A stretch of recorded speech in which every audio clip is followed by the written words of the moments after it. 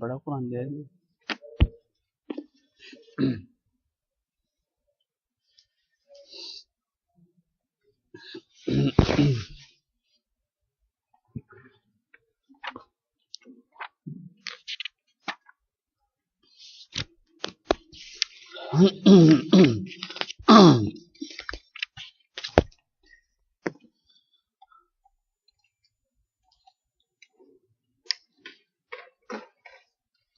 بسم الله الرحمن الرحيم الحمد لله رب العالمين والصلاة والسلام على أشرف الأنبياء والمرسلين وعلى آله وأصحابه أجمعين ومن تبعهم بإحسان إلى يوم الدين ما بعد.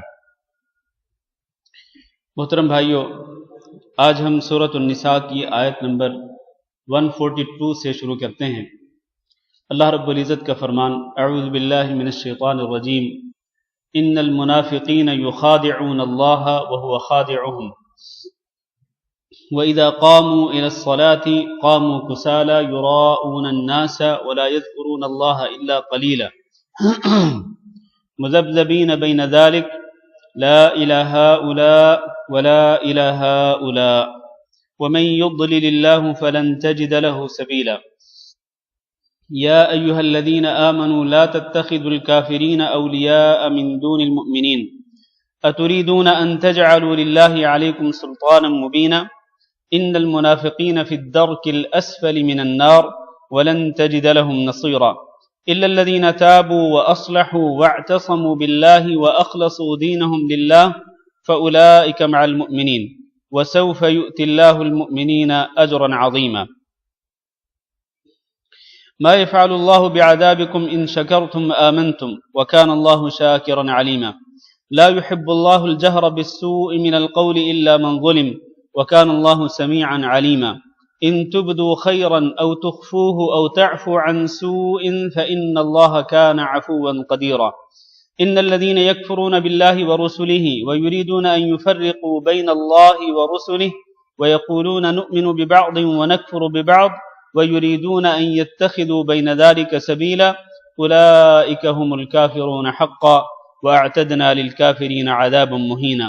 والذين آمنوا بالله ورسله ولم يفرقوا بين أحد منهم أولئك سوف يؤتيهم أجورهم وكان الله غفورا رحيما.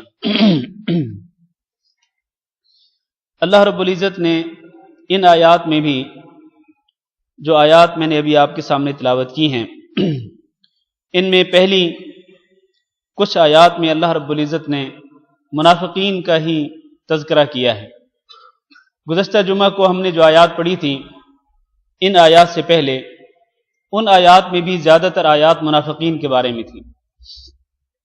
ان آیات میں ہم نے یہ پڑھا تھا کہ منافق جو ہیں یہ کافروں کو اپنا دوست بناتے ہیں. ان کی ایک نشانی یہ ہے کہ کافروں کو اپنا دوست بناتے ہیں، اور دوسری ان کی نشانی یہ ہے کہ یہ جب مجلسوں میں بیٹھتے ہیں تو یہ اللہ رب العزت کی آیات کا مذاق اڑاتے ہیں اور اللہ رب العزت کی آیات کا انکار کرتے ہیں. اللہ تعالیٰ نے نبی صلی اللہ علیہ وسلم کو ایسے لوگوں کے ساتھ بیٹھنے سے منع فرمایا. اور اسی طرح ان کی ایک نشانی یہ بھی ذکر کی اللہ تعالیٰ نے کہ یہ وہ لوگ ہیں کہ جو اس انتظار میں رہتے ہیں کہ وہ اپنا مفاد دیکھتے ہیں اور ہوا کا رخ دیکھتے ہیں، اور ہوا کا رخ دیکھ کر جدھر ان کو اپنا مفاد نظر آتا ہے ادھر وہ جا ملتے ہیں.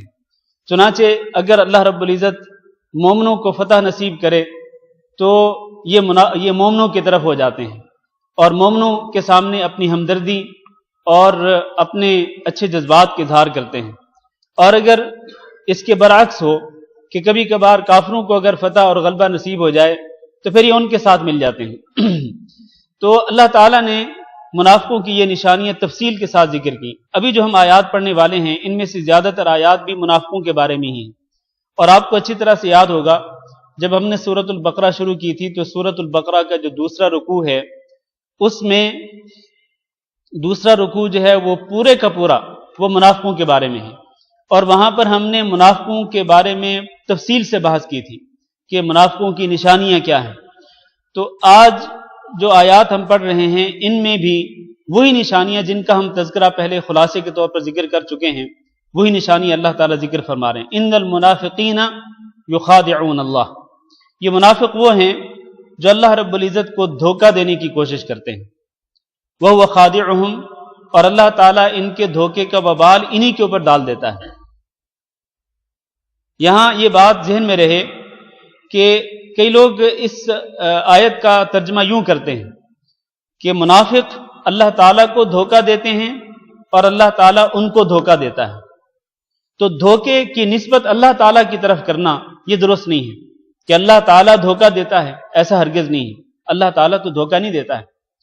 اس کا معنی یہ ہے کہ جب یہ اللہ تعالیٰ کو دھوکہ دینے کی کوشش کرتے ہیں تو اللہ تعالیٰ ان کے دھوکے کا وبال الٹا انہی کے اوپر ڈال دیتا ہے، یہی لوگ اس دھوکے کے وبال کا شکار ہو جاتے ہیں۔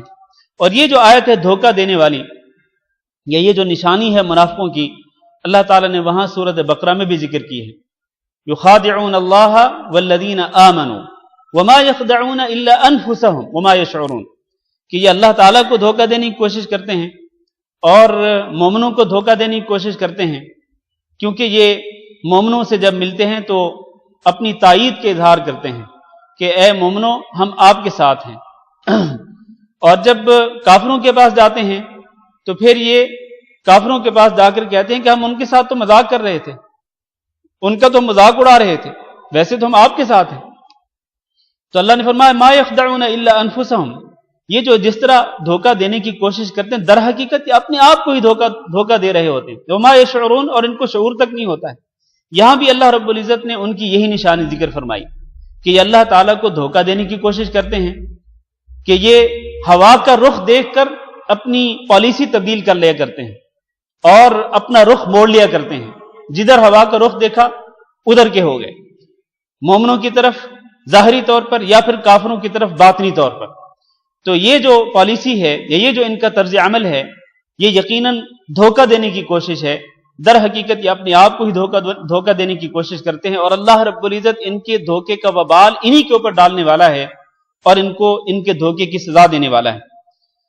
یہ ایک نشانی۔ دوسری نشانی وَإِذَا قَامُوا إِلَى الصَّلَاةِ، یہ منافق جب نماز کی طرف کھڑے ہوتے ہیں تو قاموا کسالى، تو بڑی سستی کے ساتھ، کاہلی کے ساتھ کھڑے ہوتے ہیں، پوری نشاط کے ساتھ نہیں، پورے شوق کے ساتھ نہیں، رغبت کے ساتھ نہیں، اللہ رب العزت سے ملاقات کا شوق لیے ہوئے نہیں اور اللہ رب العزت سے سرگوشی کرنے کا شوق لیے ہوئے نہیں، بلکہ یہ جیسے ان کو کسی نے زبردستی مسجد کی طرف ان کو کوئی کھینچ لایا اور یہ نماز کے لیے کھڑے ہو گئے، سستی کے ساتھ آتے ہیں، قاموا کسالى، سستی کے ساتھ آتے ہیں، یراؤن الناس، اور لوگوں کو دکھلانا چاہتے ہیں، صرف لوگوں کو دکھلانے کی خاطر کہ ہم بھی نماز پڑھتے ہیں، ولا یذکرون اللہ الا قلیلا، اور یہ نماز کے اندر اللہ کا ذکر بھی کتنا کرتے ہیں؟ بہت کم کرتے ہیں، اللہ کا ذکر بہت کم کرتے ہیں، لا یذکرون اللہ الا قلیلا، یہ منافقوں کی صفت ہے۔ میرے عزیز بھائیو، آپ کو یہ پتہ ہونا چاہیے کہ نماز جو ہے یہ دین کا ستون ہے، اور نماز کفر اور ایمان کے درمیان فرق کرنے والی ہے۔ اس دور میں جو منافق تھے ان کو اس بات کا پتہ تھا کہ نماز جو ہے یہ در حقیقت کفر اور ایمان میں فرق کرنے والی ہے، چنانچہ ان کو مجبوراً مسجد میں آنا پڑتا تھا، کیونکہ وہ اپنے آپ کو یہ شو کرنا چاہتے تھے، ظاہر کرنا چاہتے تھے کہ ہم مومن ہیں، ورنہ اگر یہ نماز پڑھنے کے لیے مسجد میں نہ آتے تو جیسا کہ عبداللہ بن مسعود رضی اللہ تعالیٰ عنہ کی حدیث ہے صحیح مسلم کے اندر کہ مسجد کے اندر نماز نہ پڑھنے والا شخص کون ہوتا؟ معلوم النفاق، جس کا نفاق معلوم ہوتا تھا وہی ہوتا تھا جو مسجد کے اندر نماز پڑھنے کے لیے نہیں آتا تھا۔ یعنی جو شخص مسجد میں نماز پڑھنے کے لیے نہیں آتا تھا اس کے بارے میں صحابہ کرام کو یقین ہو جاتا کہ یہ شخص منافق ہے، تبھی یہ مسجد کے اندر نہیں آیا۔ تو منافقوں کو اس الزام سے بچنے کے لیے مسجد کے اندر آنا پڑتا تھا کہ کہیں مومن یہ نہ سمجھ لے کہ ہم تو کافر ہیں۔ تو کفر کے الزام سے بچنے کی خاطر وہ اپنے آپ کو شو کر اس طرح کرتے تھے کہ وہ مومن ہیں، اور اس کے لیے وہ یہ مسجد کا سہارا لیتے تھے، نماز کا سہارا لیتے تھے۔ تو مجبوراً زبردستی ان کو آنا پڑتا، لیکن کس طرح آنا پڑتا؟ قاموا کسالى، نماز کی طرف آتے تو انتہائی سستی کے ساتھ آتے، اور صرف اپنا نام لکھوانے کے لیے کہ ہم بھی مسجد کے اندر نماز پڑھنے والوں میں شامل تھے۔ مومنوں کے سامنے یہ شو کرنے کے لیے کہ ہم مسجد کے اندر موجود تھے، ہم نے نماز پڑھی، لیکن لا یذکرون اللہ الا قلیلا، وہ جب نماز بھی پڑھتے تو اللہ کا ذکر کم کرتے۔ آپ دیکھیں ایک سچا مومن ہو جب وہ اذان سنتا ہے تو اس کے دل میں خوشی کی لہر دوڑ جاتی ہے، اذان سنتا ہے تو اس کے دل میں شوق پیدا ہوتا ہے کہ میں اللہ رب العزت کی گھر میں حاضری دوں گا اور اللہ رب العزت کے سامنے کھڑا ہو کر اللہ سے سرگوشی کروں گا، اللہ کے سامنے رکوع کروں گا، سجدہ کروں گا، اللہ کی تسبیح بیان کروں گا، اللہ کے سامنے اپنی پیشانی کو جھکاؤں گا، اللہ سے سوال کروں گا، اللہ تعالیٰ میرا سوال پورا کرے گا، میری ضرورتیں پوری کرے گا اور میری مشکلیں ٹال دے گا۔ شوق ہوتا ہے، رغبت پیدا ہوتی ہے، اور پھر انسان وضو کرتا ہے نماز کی تیاری کرتے ہوئے، تو اس کو یقین ہوتا ہے کہ میں جب وضو کر رہا ہوں تو اس کے ساتھ ہی جیسے ہی میں ایک وضو پر پانی بہاتا ہوں تو میرے گناہ دھل رہے ہیں، میرا جسم گناہوں سے پاک ہو رہا ہے۔ پھر جب وہ مسجد کی طرف آتا ہے تو وہ ایک ایک قدم پہ یہ سوچ کر کے آتا ہے کہ ایک ایک قدم پہ میرے لیے نیکیاں لکھی جا رہی ہیں اور ایک ایک قدم پہ میرے گناہ معاف ہو رہے ہیں، ایک ایک قدم پہ اللہ تعالیٰ میرے درجات بلند کرنے والا ہے۔ مسجد میں پہنچتا ہے تو اس کو دلی سکون محسوس ہوتا ہے، راحت ملتی ہے، اور جب اللہ رب العزت کے سامنے کھڑا ہوتا ہے، اللہ کا کلام پڑھتا ہے، یہ سنتا ہے، تو اس کے دل میں اللہ کا ڈر پیدا ہوتا ہے اور اس کا دل دہل جاتا ہے اللہ کے ڈر کی وجہ سے، اور اس کے ایمان میں اضافہ ہوتا ہے، اور اللہ تعالیٰ کا کلام سن کر، اللہ کا کلام پڑھ کر، اللہ کی تسبیح بیان کر کے اپنی آنکھوں سے آنسو بہاتا ہے، اللہ کے سامنے گڑ گڑا کے روتا ہے، اس کے دل کو سکون ملتا ہے۔ تو اس طرح یہ جو نماز ہوتی ہے یہ مومن کے لیے باعث اطمینان، باعث راحت، باعث سکون بن جاتی ہے، اور وہ جو مسجد سے باہر کاروبار کی دنیا میں، گھر کی چار دیواری کے اندر جو ٹینشن ہوتی ہے، جو پریشانیاں ہوتی ہیں، وہ پریشانیوں کے بادل چھٹ جاتے ہیں مسجد کے اندر آ کر۔ یہ مومن کی نماز ہے۔ لیکن یہ جو منافق تھے یہ پہلے تو نماز نہیں پڑھنا چاہتے تھے، لیکن چونکہ ان کو یہ ظاہر کرنا ہوتا، ثابت کرنا ہوتا کہ یہ مومنوں کے اندر شامل ہیں، تو یہ زبردستی یہ نماز کے لیے مسجد میں آ جاتے تھے، صرف اور صرف سستی کے ساتھ آتے اور صرف لوگوں کو دکھلانے کی خاطر آتے، اور جب نماز پڑھتے تو کوئی تسبیح پڑھی نہ پڑھی، قرآن مجید کی تلاوت کی یا نہ کی، کتنا پڑھا کتنا نہیں پڑھا، ان کو اس سے کوئی لگاؤ نہیں ہوتا تھا۔ تو یہ فرق ہے اصل میں سچے مومن کی نماز میں اور منافق کی نماز میں۔ میرے بھائیوں، یہ جب ہم یہ آیات پڑھ رہے ہیں، ان آیات کو پڑھتے ہوئے اور ان آیات کو سنتے ہوئے ہمیں بھی ذرا اپنے گریبان میں جھانک کے دیکھ لینا چاہیے کہ ہماری نمازیں کس طرح کی ہیں۔ کیا ہماری نمازیں سچے مومنوں کی نمازوں کی طرح ہیں؟ جس طرح کہ میں نے پہلے ایک کیفیت بیان کی ہے کہ سچے مومن کی نماز کی کیفیت کیا ہوتی ہے، کیا ہماری نمازوں کی کیفیت وہ ہے، یا پھر منافقوں کی نماز کی کیفیت جو اللہ تعالیٰ نے یہاں قرآن مجید میں ذکر فرمائی ہے، کہیں ایسا تو نہیں کہ ہماری نمازوں کی کیفیت بھی یہی ہو؟ تو اگر اللہ نہ کرے ہماری نمازوں کی کیفیت یہی ہے تو پھر ہمیں اپنی اصلاح کرنی چاہیے۔ آج بہت دیکھا جاتا ہے، بہت سارے لوگوں کو ہم دیکھتے ہیں مسجدوں کے اندر نماز پڑھ رہے ہوتے ہیں، لیکن وہ جناب وہ کوے کے ٹھونگوں کی طرح وہ ٹھونگے مار رہے ہوتے ہیں، وہ جناب دھڑا دھڑ جلدی ایک آٹومیٹک مشین کی طرح، آٹومیٹک مشین کے پرزوں کی طرح وہ فٹافٹ وہ نماز پڑھ رہے ہوتے ہیں۔ رکوع میں گئے، رکوع سے سیدھے کھڑے نہیں ہوئے کہ سجدے میں چلے گئے، پھر دو سجدوں کے درمیان اطمینان سے نہیں بیٹھے، پہلا سجدہ جلدی کیا، پھر دوسرا سجدہ کیا۔ بلکہ وہ میرے ایک دوست نے مجھے ایک ویڈیو کلپ بھیجا ہے واٹس ایپ کے اوپر، میں نے اس کے اندر ایک شخص کو نماز پڑھتے ہوئے دکھلایا گیا ہے۔ اس شخص نے 4 رکعتیں پڑھی اور 4 رکعتوں سے سلام پھیر کر اس کے بعد اس نے 2 رکعتیں پڑھی، اللہ عالم کون سی نماز ہوگی، 6 رکعتیں اس نے پڑھی۔ اور آپ سن کر حیران ہوں گے کہ یہ جو ویڈیو کلپ ہے اس کا دورانیہ کتنا ہے۔ آپ کہیے کہ اس کا 6 رکعتوں کا دورانیہ کتنا ہونا چاہیے؟ 6 رکعتوں کا دورانیہ کتنا ہونا چاہیے جی؟ 7-8 منٹ۔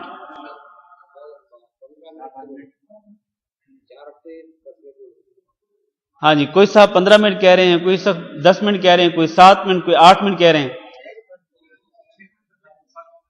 6-7 منٹ تو کم از کم چاہیے۔ تو آپ سن کر حیران ہوں گے کہ یہ پورا ویڈیو کلپ جو ہے وہ 1 منٹ اور 41 سیکنڈ کا ہے۔ 1 منٹ اور 41 سیکنڈز کا ہے یہ پورا ویڈیو کلپ، جس کے اندر اس بندے نے 6 رکعتیں پڑھی ہیں۔ اب آپ بتلائیے کہ یہ نماز کس کی نماز ہے؟ اور جس طرح وہ بندہ نماز پڑھ رہا ہے کہ نہ تو وہ رکوع سکون، نہ وہ قیام صحیح طرح سے کر رہا ہے، نہ وہ رکوع صحیح طرح سے کر رہا ہے، نہ وہ رکوع کے بعد قومہ صحیح طرح سے کر رہا ہے، نہ سجدہ، نہ سجدے کے درمیان، بلکہ فٹافٹ جو ہے وہ نماز چل رہی ہے اور نماز پڑھ رہا ہے وہ۔ اللہ عالم اس نے کیا پڑھا نماز کے اندر، کیا نہیں پڑھا، 1 منٹ اور 41 سیکنڈ کے اندر اس نے 6 رکعتیں پڑھ ڈالی اس نے۔ تو میرے بھائیوں، اس طرح کی جو نماز ہوتی ہے، یقیناً اس طرح کی نماز کا کوئی فائدہ نہیں ہے۔ یہ یقیناً منافق کی نماز ہے۔ لا یذکرون اللہ الا قلیلا، جو نماز کے اندر اللہ کا ذکر بہت کم کرتے ہیں، تو یہ منافقوں کی نشانی ہے۔ مومن کی نشانی یہ ہے کہ مومن سکون کے ساتھ نماز پڑھتا ہے، قیام کرتا ہے تو سکون کے ساتھ، رکوع کرتا ہے تو سکون کے ساتھ، قومہ کرتا ہے تو سکون اور اعتدال اور اطمینان کے ساتھ، سجدے کرتا ہے تو سکون، اطمینان اور اعتدال کے ساتھ۔ نبی کریم صلی اللہ علیہ وسلم یہ کیوں کہتے تھے حضرت بلال رضی اللہ تعالیٰ عنہ کو کہ یا بلال ارحنا بہا اقم الصلاۃ ارحنا بہا، کہ اے بلال نماز کی قامت کہیے اور نماز کے ذریعے ہمیں راحت پہنچائیے۔ جعلت قرۃ عینی فی الصلاۃ، نبی صلی اللہ علیہ وسلم نے فرمایا کہ میری آنکھوں کی ٹھنڈک نماز کے اندر رکھی گئی۔ جبکہ منافق کی نماز کے متعلق اللہ کے رسول نے کیا فرمایا؟ فرمایا تلک صلاۃ المنافق، وہ منافق کی نماز ہے۔ یجلس یرقب الشمس، بیٹھا رہتا ہے، سورج کا انتظار کرتا رہتا ہے کہ کب سورج غروب ہونے کے قریب ہوتا ہے۔ حتی اذا کانت بین قرنی الشیطان، حتیٰ کہ جب یہ سورج شیطان کے 2 سینگوں کے درمیان چلا جاتا ہے، یعنی بالکل غروب ہونے کے قریب ہوتا ہے، قام فنقرها 4، تو کھڑا ہو جاتا ہے اور عصر کی نماز کی 4 ٹھونگے مارتا ہے، ٹھونگے مار کر وہ نماز پڑھتا ہے۔ لا یذکر اللہ فیہا الا قلیلا، اور وہ اس کے اندر اللہ تعالیٰ کا ذکر بہت ہی کم کرتا ہے۔ یہ منافق کی نماز ہے۔ اور نبی کریم صلی اللہ علیہ وسلم نے فرمایا کہ منافقوں پر سب سے بھاری نمازیں کون سی ہیں؟ فجر اور عشاء، یہ سب سے بھاری نمازیں۔ کس کے لیے بھاری ہیں یہ؟ منافقوں پر۔ اور سورۃ بقرہ میں ہم پڑھ چکے ہیں وَإِنَّهَا لَكَبِيرَةٌ إِلَّا عَلَى الْخَاشِعِينَ، یہ نماز جو ہے یہ بہت بھاری ہے، بہت بڑی ثابت ہوتی ہے۔ لَكَبِيرَةٌ إِلَّا عَلَى الْخَاشِعِينَ، مگر ان لوگوں پر جو کہ اللہ تعالیٰ سے ڈرنے والے ہوتے ہیں، ان کے لیے یہ نماز بھاری ثابت نہیں ہوتی، ان کے لیے یہ نماز بھاری ثابت نہیں ہوتی ہے۔ الَّذِينَ يَظُنُّونَ أَنَّهُمْ مُلَاقُو رَبِّهِمْ وَأَنَّهُمْ إِلَيْهِ رَاجِعُونَ، جن کے دلوں کے اندر یہ یقین ہوتا ہے کہ ان کو اللہ تعالیٰ سے ملنا ہے اور اللہ تعالیٰ کی طرف ان کو لوٹایا جانا ہے، تو ان کے لیے نماز جو ہے وہ بھاری ثابت نہیں ہوتی۔ تو منافقوں کے لیے یہ 2 نمازیں جو ہیں وہ بڑی ہی بھاری ثابت ہوتی ہیں۔ فرمایا مذبذبین بین ذالک، منافقوں کی ایک اور نشانی کہ یہ ہمیشہ درمیان میں لٹکے رہتے ہیں، ہمیشہ درمیان میں لٹکے رہتے ہیں۔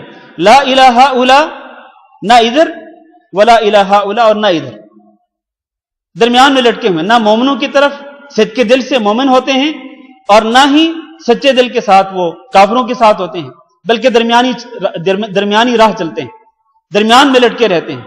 اللہ نے فرمایا وَمَن يُضْلِلِ اللَّهُ فَلَن تَجِدَ لَهُ سَبِيلًا، جس شخص کو اللہ تعالیٰ گمراہ کر دے تو اس کے لیے آپ ہرگز کوئی اور راستہ نہیں پائیں گے، اس کے لیے نجات کا کوئی اور راستہ نہیں ہوگا جس کو اللہ تعالیٰ گمراہ کر دے۔ یہ لوگ جو ہیں یہ ادھر جاتے ہیں تو ان کے ہو جاتے ہیں، ادھر جاتے ہیں تو ان کے ہو جاتے ہیں۔ اور اسی شخص کے بارے میں نبی کریم صلی اللہ علیہ وسلم نے ارشاد فرمایا کہ تجد من شر الناس یوم القیامہ عند اللہ ذا الوجہین الذی یأتی ہؤلاء بوجہ وہؤلاء بوجہ، کہ قیامت کے دن اللہ کے نزدیک سب سے بدتر انسان وہ ہوگا جو 2 رخوں والا ہوگا، 2 چہروں والا، کہ ان کے پاس جاتا ہے تو ایک رخ کے ساتھ، ان کے پاس جاتا ہے تو دوسرے رخ کے ساتھ۔ یہ جو 2 رخی پالیسی جو اختیار کرتے ہیں، 2 چہرے والے، 2 رخ والے جو لوگ ہیں، یہ جو متردد ہوتے ہیں، ایسے لوگ جو ہیں یہ قیامت کے دن یہ سب سے بدترین ہوں گے اللہ رب العزت کے نزدیک۔ اس کے بعد فرمایا یا ایھا الذین آمنوا، اے ایمان والو، لا تتخذوا الکافرین اولیاء من دون المؤمنین، تم کافروں کو دوست نہ بناؤ مومنوں کو چھوڑ کر، کیونکہ یہ منافقوں کی نشانی ہے کہ منافق مومنوں کو چھوڑ کر کن کو دوست بناتے ہیں؟ کن کو دوست بناتے ہیں؟ منافق کن کو دوست بناتے ہیں؟ کافروں کو دوست بناتے ہیں. یہ منافقوں کی نشانی ہے. اسی لیے اللہ تعالیٰ نے مومنوں کو خطاب کرتے ہوئے فرمایا کہ اے مومنو، تم ان منافقوں کی یہ صفت اختیار نہ کرو، بلکہ تم صرف اور صرف مومنوں کو ہی دوست بناؤ، جو اللہ تعالیٰ پر ایمان رکھنے والے، صدق کے دل سے جو اللہ تعالیٰ کو مان چکے، اللہ تعالیٰ کے دین پر ایمان لا چکے ہیں، آپ ان کو ہی دوست بناؤ، مومنوں کو چھوڑ کر کافروں کو دوست نہ بناؤ. اتریدون ان تجعلوا للہ علیکم سلطانا مبینا، یہ کافروں کو دوست بنا کر کیا تم یہ چاہتے ہو کہ تم اپنے اوپر اللہ تعالیٰ کے لیے ایک واضح حجت قائم کر دو؟ اپنے اوپر، اپنے خلاف تم اللہ تعالیٰ کے لیے ایک حجت قائم کر دو. یعنی اگر اللہ تعالیٰ نے تم منع کیا نا، اللہ تعالیٰ نے منع فرمایا کہ تم کافروں کو دوست نہ بناؤ، لیکن اگر اللہ کے منع کرنے کے باوجود تم کافروں کو اپنا دوست بناؤ گے تو گویا کہ آپ اللہ تعالیٰ کو ایک حجت دے رہے ہیں کہ قیامت کے دن اللہ تعالیٰ آپ سے پوچھ سکے گا کہ کیوں تم نے کافروں کو دوست بنایا تھا، حالانکہ اللہ نے منع کر دیا تھا. منع کرنے کے باوجود دوست بنانے کا مطلب یہ ہے کہ آپ اللہ تعالیٰ کو ایک حجت فراہم کر رہے ہیں کہ اللہ تعالیٰ وہ حجت آپ کے خلاف قائم کرے گا قیامت کے دن. میں نے منع کیا تھا کہ کافروں کو دوست نہیں بنانا، لیکن تم نے دوست بنا لیا کافروں کو. تو پھر اللہ تعالیٰ جب قیامت کے دن یہ حجت پیش کرے گا تو پھر میں اور آپ کیا جواب دیں گے؟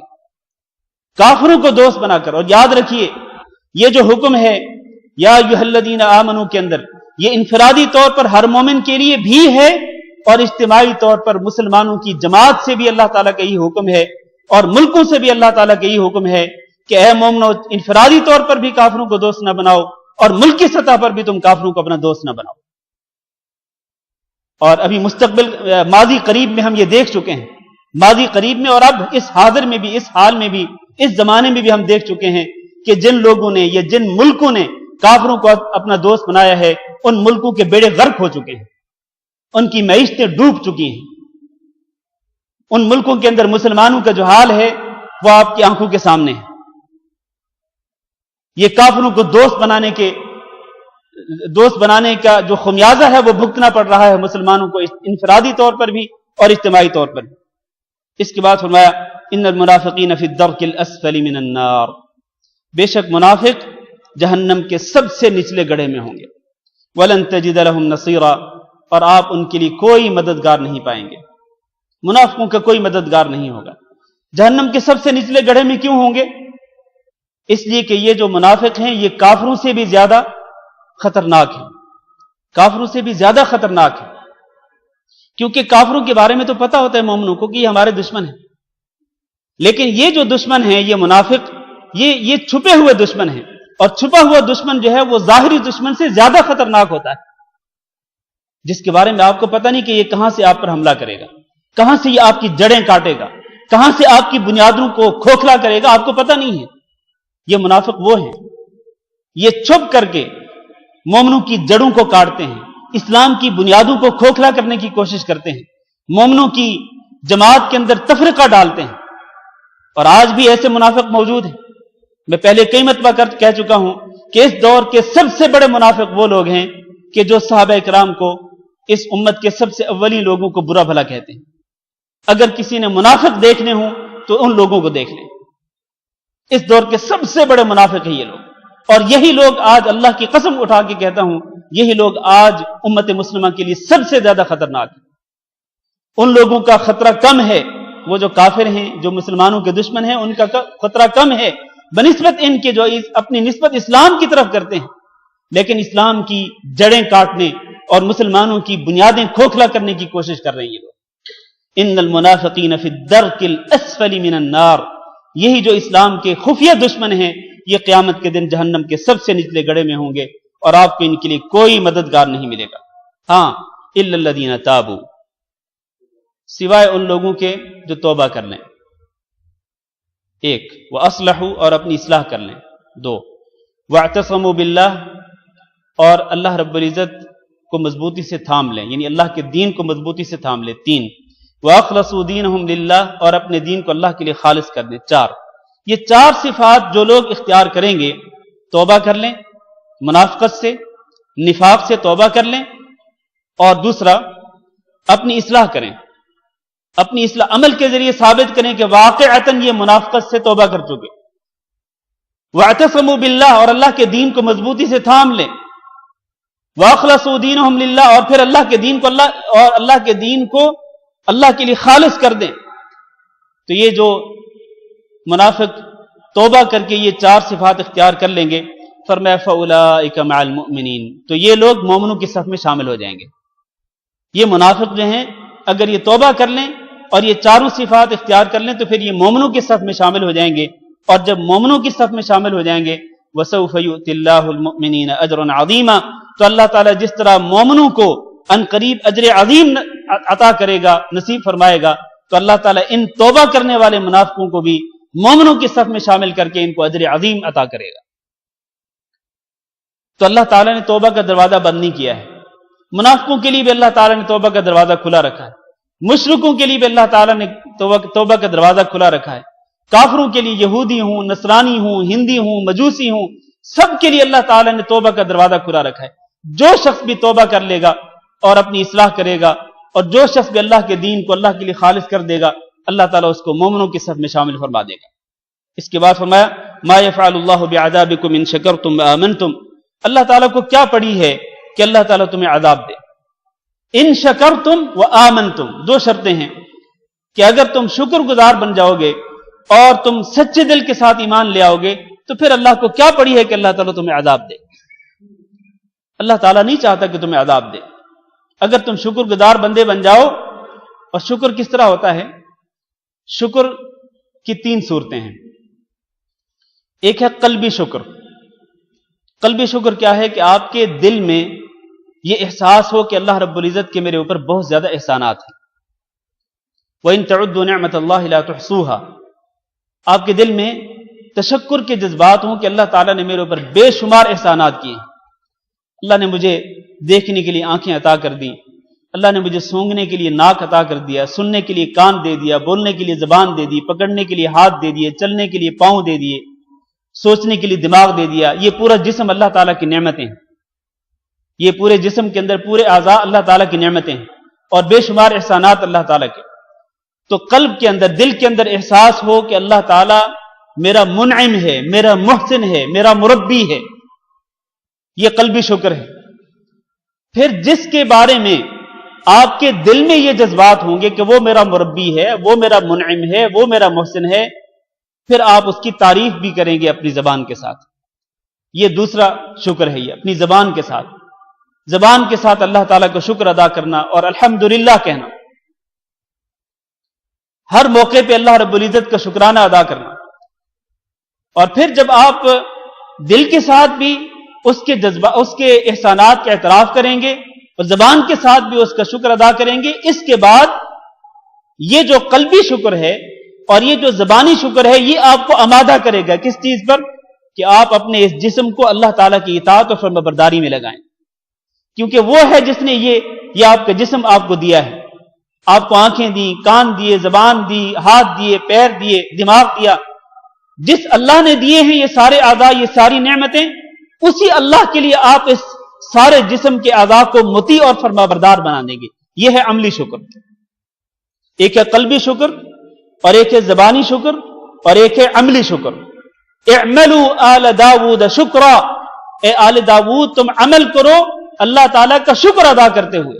اس کا مطلب یہ ہے کہ شکر صرف زبان کے ساتھ نہیں ہوتا ہے، بلکہ زبان کے ساتھ ساتھ شکر جو ہے وہ انسان عمل کے ساتھ بھی کر سکتا ہے، کہ اللہ تعالیٰ کے لیے اپنے جسم کو مسخر کر دے، اللہ تعالیٰ کی اطاعت اور فرمانبرداری میں اپنے جسم کو لگا دے، تو یہ عملی شکر ہوگا۔ اور یہ عملی شکر در حقیقت دلیل ہے اس بات کی کہ آپ کے دل کے اندر بھی شکرانے کی جذبات ہیں، اور آپ کی زبان کے اندر جو زبان کے اوپر جو شکرانہ ہے وہ واقعتاً سچا شکرانہ ہے۔ آپ صدق کے دل سے اللہ تعالیٰ کا شکر ادا کر رہے ہیں، یہ عمل در حقیقت دلیل ہے، نشانی ہے کہ آپ اللہ تعالیٰ کے شکر گزار بندے ہیں۔ تو اللہ فرماتے ہیں کہ اگر آپ اللہ تعالیٰ کے شکر گزار بندے بن جائیں اور سچے دل کے ساتھ ایمان لے آئیں، منافقوں کے ایمان کی طرح نہیں بلکہ سچے دل کے ساتھ آپ صدق کے دل سے مومن بن جائیں، تو پھر اللہ کو کیا پڑی ہے کہ اللہ تعالیٰ آپ کو عذاب دے؟ اللہ تعالیٰ آپ کو عذاب نہیں دینا چاہتا ہے۔ وَكَانَ اللَّهُ شَاكِرًا عَلِيمًا، اور اللہ تعالیٰ بڑا ہی قدردان ہے۔ آپ جو بھی نیک عمل کریں گے اللہ تعالیٰ اس عمل کی قدر کرے گا۔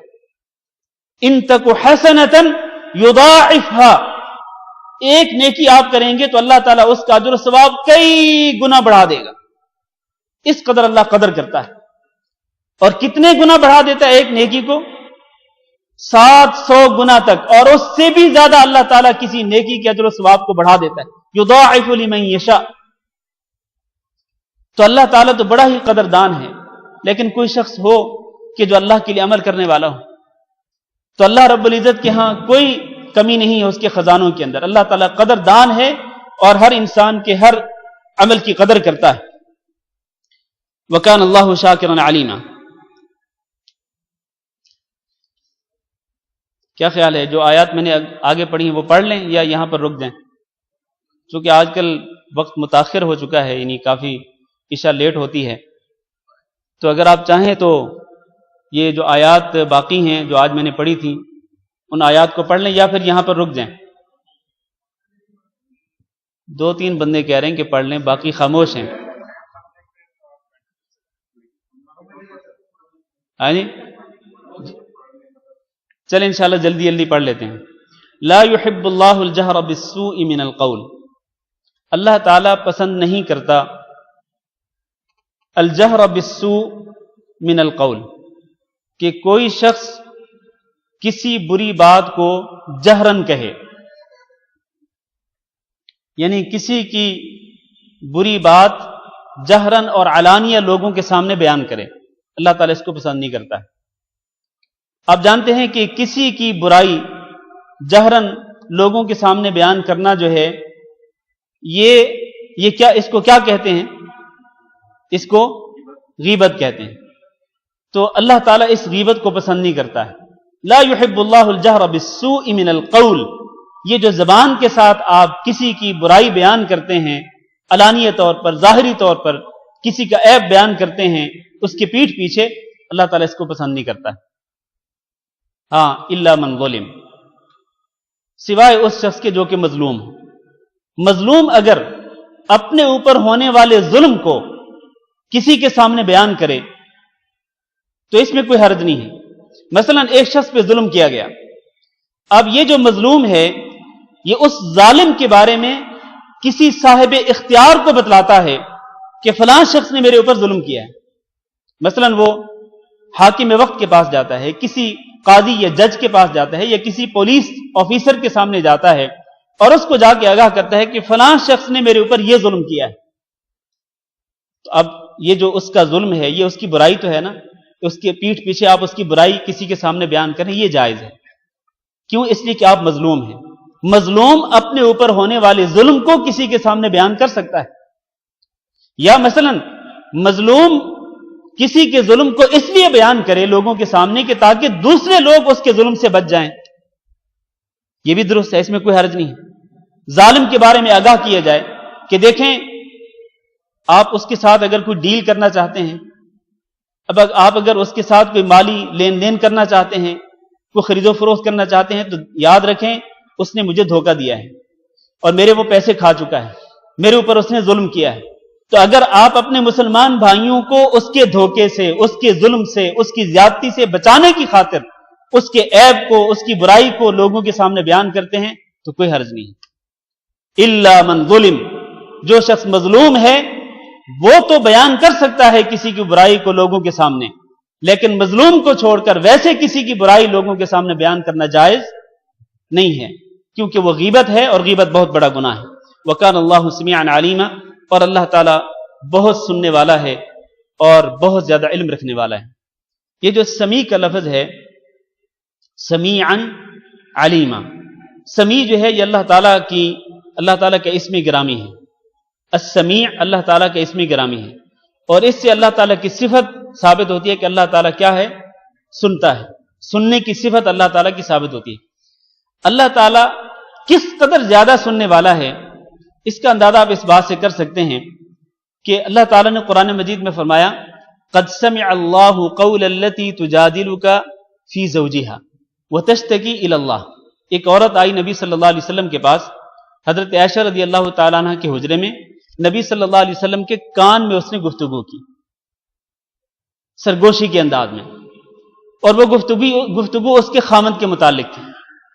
خامند کی اس نے شکایت آگے کی۔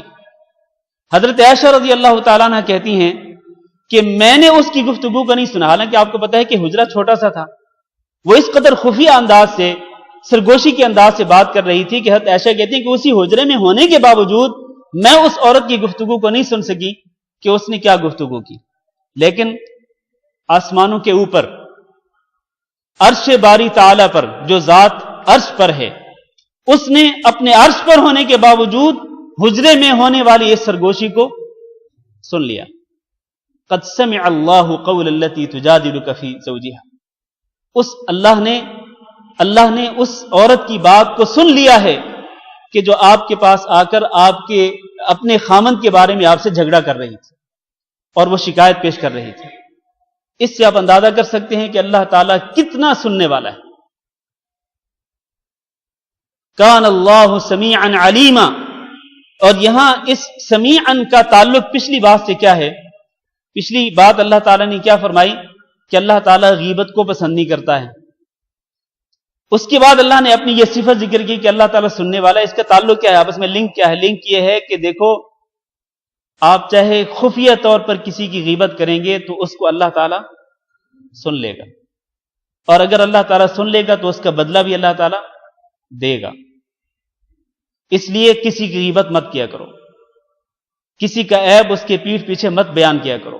اللہ تعالیٰ ہر بات کو سنتا ہے، ہر بات کو اللہ تعالیٰ ام یحسبون انا لا نسمع سرهم ونجواهم، کیا یہ لوگ یہ گمان کرتے ہیں کہ ہم ان کی سرگوشیوں کو اور ان کے راز کی باتوں کو نہیں سنتے ہیں؟ بلا ورسلنا لدیہم یکتبون، کیوں نہیں، ہم سنتے ہیں، صرف سنتے ہی نہیں بلکہ ہمارے نمائندے، ہمارے فرشتے ان کے پاس رہ کر ان کی باتوں کو نوٹ بھی کر رہے ہیں۔ اس لیے ہمیں اللہ رب العزت سے ڈرنا چاہیے اور اپنی زبان سے ہمیں پاکیزہ گفتگو کرنی چاہیے اور اپنی زبان کو غیبت سے بچانا چاہیے۔ اس کے بعد فرمایا ان تبدوا خیرا او تخفوه او تعفو عن سوء فإن اللہ کان عفوا قدیرا، اگر تم خیر کے کام کو ظاہر کرو، او تخفوه، یا تم اس کو چھپا کر کرو، او تعفو عن سوء، یا پھر تم کسی برائی سے درگزر کر دو، فإن اللہ کان عفوا قدیرا، تو پھر جان لو کہ اللہ تعالیٰ بہت معاف کرنے والا، درگزر کرنے والا ہے اور بہت ہی قدرت رکھنے والا ہے۔ یعنی مطلب یہ ہے کہ اگر تمہارے اوپر اگر ظلم ہو اور کوئی شخص آپ کے اوپر ظلم کرے تو اس کے بدلے میں اگر تم اس کے ساتھ نیکی کرو، اس نے آپ پر زیادتی کی، آپ پر ظلم کیا، آپ اس کے ساتھ نیکی کریں، آپ اس کے ساتھ بھلائی کریں، اچھا سلوک کریں، ظاہری طور پر یا چھپے خفیہ طور پر آپ اس کے ساتھ اچھا سلوک کریں، اور اس نے جو برائی کی اس کی برائی کو آپ اگر معاف کر دیں تو اس کی فضیلت کیا ہے؟ فضیلت یہ ہے کہ ان اللہ کان عفوا قدیرا، آپ اپنے اس بھائی کو معاف کریں گے، اللہ تعالیٰ آپ کو معاف کر دے گا۔ اللہ اکبر، کتنی فضیلت ہے کہ آپ پر ہونے والی جو زیادتی ہے آپ اس کو درگزر کر دیں، زیادتی کرنے والے بندے کو معاف کر دیں۔ اگر آپ معاف کریں گے تو اللہ تعالیٰ آپ کو معاف کر دے گا، اور اللہ تعالیٰ اس چیز پہ قدرت رکھتا ہے۔ ان الذین یکفرون باللہ ورسلہ، اب ذرا توجہ سے سنیں، بے شک وہ لوگ جو انکار کرتے ہیں اللہ تعالیٰ کا، ورسلہ، اور اس کے رسولوں کا، یہ ایک گروہ جو نہ اللہ کو مانتے ہیں اور نہ ہی رسولوں کو مانتے ہیں۔ دوسرا گروہ وَيُرِيدُونَ أَن يُفَرِّقُوا بَيْنَ اللَّهِ وَرُسُلِهِ، اور وہ لوگ جو یہ چاہتے ہیں کہ اللہ اور اس کے رسولوں کے درمیان تفریق کریں۔ تفریق کرنے کا معنی یہ ہے کہ وہ اللہ کو مانتے ہیں لیکن اللہ کے رسولوں کو نہیں مانتے ہیں، یہ دوسرا گروہ۔ وَيَقُولُونَ، یہ تیسرا گروہ، وَيَقُولُونَ نُؤْمِنُ بِبَعْضٍ وَنَكْفُرُ بِبَعْضٍ، اور وہ لوگ جو کہتے ہیں کہ ہم بعض رسولوں پر ایمان لاتے ہیں اور بعض رسولوں کا انکار کرتے ہیں۔ وَيُرِيدُونَ أَن يَتَّخِذُوا بَيْنَ ذَلِكَ سَبِيلًا، اور وہ یہ چاہتے ہیں کہ وہ بیچ کا راستہ اختیار کریں، بیچ کا راستہ اختیار کریں، یعنی بعض انبیاء پر ایمان لاتے ہیں اور بعض کا انکار کرتے ہیں، بیچ کی کوئی تیسری راہ اختیار کرنا چاہتے ہیں، یہ تیسرا گروہ ہے۔ تین گروہ اللہ تعالیٰ نے ذکر کیے ہیں۔ ایک گروہ کون سا ہے؟ ان لوگوں کا گروہ جو اللہ کا بھی انکار کرتے ہیں اور اللہ کے رسولوں کا بھی انکار کرتے ہیں۔ دوسرا گروہ جو اللہ کو تو مانتے ہیں کہ اللہ اس کائنات کا خالق و مالک ہے، لیکن وہ رسولوں کو نہیں مانتے ہیں۔ تیسرا گروہ ان لوگوں کا ہے جو اللہ کو مانتے ہیں اور اللہ کے بعض نبیوں کو مانتے اور بعض نبیوں کا انکار کرتے ہیں. اور یہ در حقیقت تیسرا گروہ جو ہے یہ اہل کتاب ہے. اہل کتاب کون؟ یہود و نصارہ. یہودی جو ہیں وہ حضرت عیسیٰ علیہ السلام کو نہیں مانتے تھے اور ہمارے نبی حضرت محمد صلی اللہ علیہ وسلم کو نہیں مانتے تھے. اور اس سے پہلے حضرت عیسیٰ علیہ السلام سے پہلے انبیاء کو یہودی مانا کرتے تھے. عیسیٰ علیہ السلام کو انہوں نے نہیں مانا اور نبی کریم صلی اللہ علیہ وسلم پر ایمان نہیں لائے. یہود مدینہ جو تھے، مدینہ والے یہودی، وہ کب ایمان لائے نبی صلی اللہ علیہ وسلم پر؟ اب عیسائیوں کو لے، نصرانیوں کو لے، وہ عیسیٰ علیہ السلام کو مانتے تھے لیکن نبی صلی اللہ علیہ وسلم کو نہیں مانتے تھے. تو جو لوگ بعض رسولوں پر ایمان لائے اور بعض سے انکار کر دیا اور وہ یہ چاہتے تھے کہ بیچ کا راستہ اختیار کر لیں، یہ تین گروہ ذکر کر کے اللہ نے فرمایا اولئک ھم الکافرون حقا. یہ تینوں کے تینوں گروہ کے جو لوگ ہیں یہ پکے کافر ہیں. یہ پکے کافر ہیں. وہ جو کہ اللہ اور اللہ کے رسولوں کو نہیں مانتے وہ بھی پکے کافر.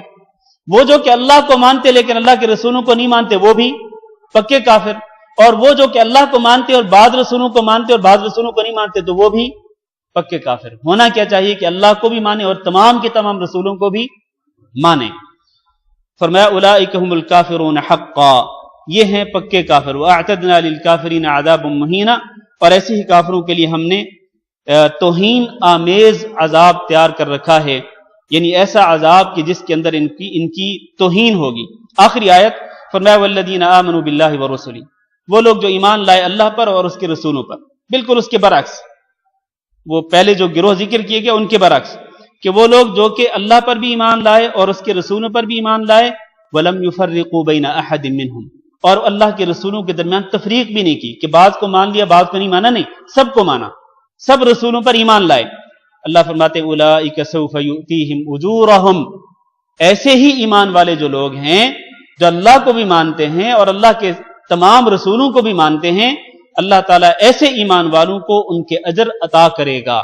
وکان اللہ غفور الرحیم، اور اللہ تعالیٰ بہت ہی معاف کرنے والا ہے اور انتہائی رحم کرنے والا ہے. اللہ تعالیٰ سے دعا کرتے ہیں کہ اللہ رب العزت ہمیں قرآن مجید کو سمجھنے کی توفیق نصیب فرمائے اور قرآن مجید پر عمل کرنے کی توفیق دے. استغفر اللہ لی ولکم انہ هو الغفور الرحیم. ایک سوال کسی نے بھیجا ہے کہ ہم بہت سارے لوگ جو سبھی صحابہ کو تو مانتے ہیں لیکن ایک صحابی ہیں جن کا نام حضرت معاویہ ہے، تو ان کو وہ برا بھلا کہتے ہیں. تو ہاں، صرف ان کے بیٹے کی وجہ سے، یعنی معاویہ رضی اللہ تعالیٰ عنہ کا ایک بیٹا تھا جس کا نام تھا یزید. تو یزید کی وجہ سے وہ معاویہ رضی اللہ تعالیٰ عنہ کو بھی برا بھلا کہتے ہیں یزید کی وجہ سے. تو کیا یہ درست ہے؟ اس کا جواب یہ ہے کہ نہیں، بالکل درست نہیں ہے. معاویہ رضی اللہ تعالیٰ عنہ تو کاتب وحی تھے، کاتب وحی تھے. اور نبی صلی اللہ علیہ وسلم نے حضرت معاویہ رضی اللہ تعالیٰ عنہ کی تعریف کی، ان کے حق میں نبی صلی اللہ علیہ وسلم نے دعا کی. تو معاویہ رضی اللہ تعالیٰ عنہ کو ان کے بیٹے کی وجہ سے برا بھلا کہنا جو ہے وہ قطعاً درست نہیں ہے. بیٹے کا بوجھ جو ہے، بیٹے کے گناہ کا بوجھ جو ہے وہ باپ پر تو نہیں ڈالا جا سکتا. ورنہ اگر ایسا ہو تو نوح علیہ السلام کا جو بیٹا تھا وہ کون تھا؟ کافر تھا، وہ کشتی میں سوار نہیں ہوا.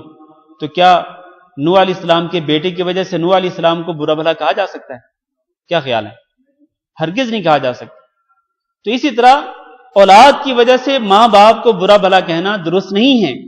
صحابہ کرام کی اگر اولاد میں کوئی شخص کافر ہوا یا کوئی شخص جو ہے وہ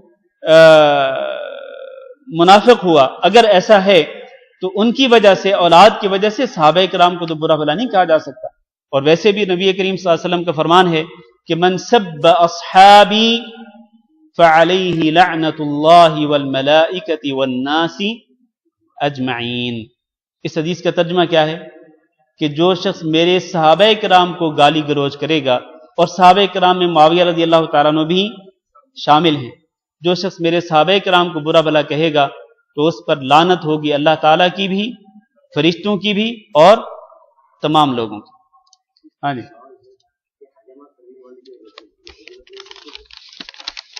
ہاں، جو حجامہ کرنے والے ہیں، کیا حجامہ کرنے والے لوگ اجرت لے سکتے ہیں یا نہیں؟ تو اس کا جواب یہ ہے کہ حجامہ، اور یہ ہم نے مسئلہ پڑھا تھا اس میں عمدۃ الاحکام میں، عمدۃ الاحکام میں ہم نے یہ مسئلہ پڑھا تھا. اس کا خلاصہ یہ ہے کہ حجامہ جو ہے اس کو بطور پیشہ اختیار کرنا یہ درست نہیں ہے کہ ایک شخص اس کو پیشہ ہی بنا لے، اپنی کمائی کا مستقل ذریعہ ہی بنا لے. تو اس کمائی کو نبی صلی اللہ علیہ وسلم نے بڑی گھٹیا قسم کی کمائی قرار دیا ہے، گھٹیا قسم کی کمائی. تو اس لیے اس کو پیشہ نہیں بنانا چاہیے. ایک شخص کا پیشہ کوئی اور ہو، اس کا ذریعہ آمدنی کوئی اور ہو، لیکن اس کے ساتھ ساتھ وہ حجامہ بھی کرتا ہو تو اس پر وہ معاوضہ لے سکتا ہے، کوئی حرج نہیں ہے، اس پر معاوضہ لے سکتا ہے. نبی کریم صلی اللہ علیہ وسلم نے خود اپنی حجامہ کرنے والے شخص کو اس کا معاوضہ دیا تھا. تو اس لیے معاوضہ دینا اور معاوضہ لینا اس پر کوئی حرج نہیں ہے. البتہ اس کو مستقل اپنی آمدنی کا ذریعہ نہیں بنانا چاہیے اور نہ ہی پیشہ بنانا چاہیے.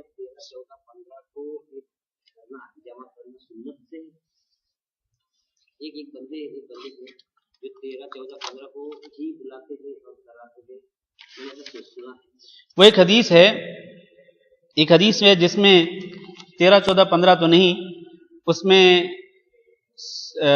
17 19 اور 21 یہ 3 دن جو ہیں ان کو بہتر قرار دیا گیا ہے حجامہ کے لیے. 17 19 اور 21 ان 3 دنوں کو بہتر قرار دیا گیا حجامہ کے لیے. وہ جو حدیث ہے اس حدیث پر کلام ہے بعض محدثین کا، لیکن بعض محدثین نے اس کو صحیح بھی قرار دیا ہے. شیخ البانی اس کو صحیح قرار دیتے ہیں. تو اس لیے اگر ان 3 دنوں کے اندر حجامہ کروائیں تو ٹھیک ہے، بہتر ہے، لیکن یہ ضروری نہیں کہ آپ ان 3 دنوں کے اندر ہی کرائیں، باقی دنوں میں نہیں کرا سکتے. نہیں، باقی دنوں میں بھی کرا سکتے ہیں، اس میں کوئی حرج نہیں ہے، لیکن اگر ان 3 دنوں کے اندر کریں گے تو وہ زیادہ بہتر ہوگا. جی، حجامہ کیا چیز ہے؟ یہ حجامہ جو ہے اصل میں اس کے ذریعے خون نکالا جاتا ہے. جسم کے اندر جو غلیظ خون ہوتا ہے، گاڑھا خون ہوتا ہے، تو اس خون کو نکالا جاتا ہے اور اس سے بہت زیادہ فوائد. نبی کریم صلی اللہ علیہ وسلم نے اس حجامہ کے اندر شفا ذکر کی ہے کہ حجامہ کے اندر شفا ہے، تو اس لیے حجامہ کروانی چاہیے. خود نبی صلی اللہ علیہ وسلم نے بھی کروائی. تو آج کل جو ہے اس کا ایک جدید طریقہ ہے، چونکہ سائنس بڑی ترقی کر چکی ہے، تو آج کل اس کا جدید طریقہ، اس کی ایک باقاعدہ کٹ ہوتی ہے، تو اس کے ساتھ جو ہے وہ حجامہ کی جاتی ہے. تو اگر آپ کو موقع ملے تو ضرور کروائیں. مختلف بیماریوں کا علاج ہے اس میں. یہ کوئی بڑا لمبی پرچی ہے. یہ لکھا ہے کہ یہاں کی اکثر مسجدوں میں عورتوں کے حلقے منعقد ہوتے ہیں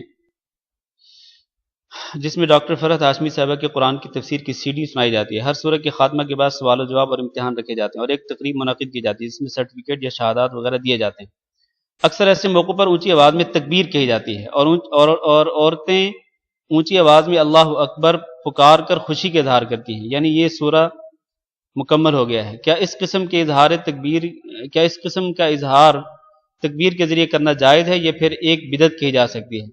برائے مہربانی خلاصہ بیان کریں. تو دیکھیں، اگر اس کو ایک روٹین بنا لیا گیا ہے کہ ہر سورت کے اختتام پر خواتین جو ہیں وہ اونچی آواز سے اللہ اکبر کہتی ہیں اظہار خوشی کے لیے، تو اس کو روٹین تو نہیں بنانا چاہیے. لیکن کبھی کبھار اگر خوشی کے اظہار کرنے کے لیے اللہ اکبر کہا جائے تو کوئی حرج نہیں، لیکن آواز اتنی ہو جو عورتوں کو ہی سنائی دے، مردوں کے کانوں تک وہ آواز نہ پہنچے، تو اس میں کوئی حرج نہیں ہے. تو یہ کوئی ایسا مسئلہ نہیں ہے. اس کو نہ تو اس کو کوئی سنت سمجھ کے کرنا چاہیے کہ یہ سنت ہو کہ ہر سورت کے بعد آپ تکبیر کہہ کر کے اللہ اکبر کہہ کر کے آپ خوشی سے آوازیں بلند کریں. نہ اس کو سنت سمجھنا چاہیے اور نہ ہی اس کو کوئی برا بھلا کہا جا سکتا ہے. خوشی کے اظہار کے لیے اگر کبھی کبھار ایسا ہو تو کوئی حرج نہیں. دوسرا سوال یہ کہ اگر کوئی رشتہ دار کسی رشتہ دار کو تجارت کے لیے مالی مدد کر رہا ہے لیکن دوسرے رشتہ دار کو علم نہیں ہے کہ یہ پیسہ حلال ہے یا حرام، ایسی صورت میں کیا حل ہے؟ کیا ایسی مدد لے سکتے ہیں یا نہیں؟ اگر مدد لی تو اس کا گناہ کس کے ذمہ ہوگا؟ وضاحت کریں. اس سوال کا جواب پہلے میں دے چکا ہوں. اس سوال کا جواب دے چکا ہوں. کسی بھائی نے یہاں سوال کیا تھا، یہی سوال بالکل سیم یہی سوال کیا تھا، تو اس کا جواب پہلے بھی دے چکا ہوں. اب بھی یہی اس کا جواب ہے کہ اگر کوئی شخص کسی کی مالی مدد کرتا ہے اور اس کی اپنی آمدنی جو ہے وہ حلال کی نہیں ہے، اس کی اپنی آمدنی حلال کی نہیں ہے، تو جس کی وہ مدد کر رہا ہے کیا، اور اس کو پتہ نہیں، جس کی وہ مدد کر رہا ہے اس کو پتہ نہیں ہے، تو وہ تو محتاج ہے، ضرورت مند ہے، اس نے اس سے مطالبہ کیا کہ بھی میری مدد کرو، اس نے اپنے پیسوں کے ساتھ مدد کر دی اور اس پیسے کے اندر حرام کی ملاوٹ بھی ہو، تو جس کی اس نے مدد کی اس کو جب پتہ نہیں ہے تو ظاہر ہے اس کو گناہ نہیں ہوگا، اس کو گناہ نہیں ہوگا، کیونکہ اس کو نہیں پتا کہ اس کی آمدنی کیا ذریعہ کیا ہے، وہ تو یہی سمجھتا ہے کہ اس کی آمدنی حلال کی ہے، تو اس لیے اس کو کوئی گناہ نہیں ہوگا۔ لیکن یہ شخص جو کہ حلال بھی کماتا ہے حرام بھی کماتا ہے اور اس کی آمدنی میں دونوں چیزیں مکس ہیں، تو اس کو اللہ تعالیٰ سے ڈرنا چاہیے اور صرف حلال ہی کمانا چاہیے، اور حرام کمائی کے جتنے بھی ذرائع ہیں ان ذرائع کو چھوڑ دینا چاہیے۔ واللہ اعلم وجزاکم اللہ خیر۔ ہاں جی،